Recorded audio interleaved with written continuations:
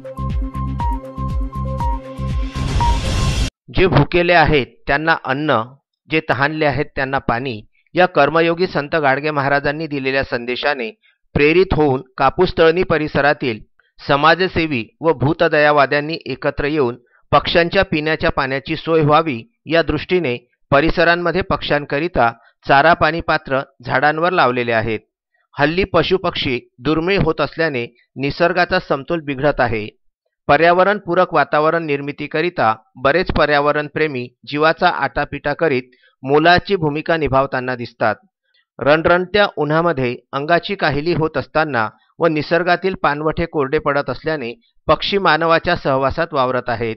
जगा व जगू द्याच्या भावनेतून घरासमोर पक्ष्यांकरिता चारा पाणी ठेवण्याचे पात्र व भांडे बनवून झाडावर लावल्याचे दिसून येते। या स्तुत्य उपक्रमाची कल्पना अरुण शेवाने यांनी सवंगड्यांना देताच ग्रामपंचायत सदस्य प्रतीक मळसने, प्रशांत सरदार, प्रदीप सातवटे, सुरेश महानकर, संजय हिंगे, दीपक ताजने, विक्रम शेवाने, अशोक सिरस्कार यांच्या सहकार्याने पक्ष्यांच्या चारा पाण्याची भांडी तयार करण्यात आली आणि गावांमध्ये विविध ठिकाणी बसविण्यात आली।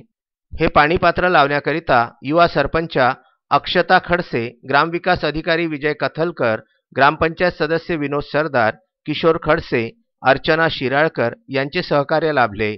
यावेळी गावातील प्रतिष्ठित नागरिक शेख कासम, गुणवंत तायडे आदी उपस्थित होते। जैवविविधता टिकविण्याचे महत्त्व ग्रामविकास अधिकारी यांनी विशद केले।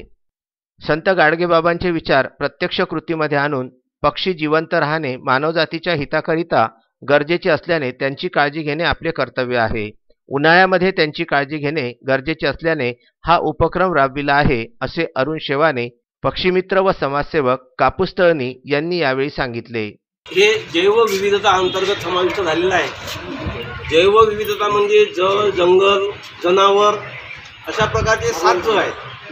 म्हणजे जमिनीची धूप होऊ नये म्हणून जमीन सांभाळायची आहे, जंगलाची तोड होऊ नये म्हणून जंगल सुद्धा सांभाळायचं आहे, कारण जंगल जर नष्ट झालं तर मानवी जीवन सुद्धा नष्ट होऊ शकते। मानवाला उपयोगी असे जनावर सुद्धा सांभाळायचे आहेत आणि हे सर्व नैसर्गिक जे विविधता आहे, हे सर्व नैसर्गिक विविधता जर आपण जोपासली तरच कुठं माणसाचं अस्तित्व जे आहे हे टिकून राहणार आहे। त्या दृष्टिकोनातून आता उन्हाळ्याचे दिवस आहेत, पाणवठे आटतात आणि अशा वेळेला पशुपक्ष्यांना पाण्याकरता इकडे तिकडे भटकावं लागते। बरेच अंशी पक्षी मरतात पाणी न मिळाल्यामुळे।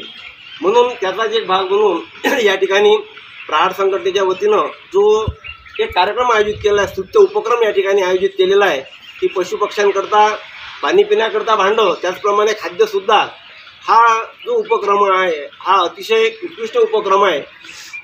या गावातील, या परिसरातील, या पंचक्रोशीतील जे पक्षी आहेत हे या माध्यमातून त्यांना पाणी मिळेल, अन्न मिळेल आणि पशुपक्ष्याची सुद्धा वाढ होण्याकरता या ठिकाणी मदत मिळेल।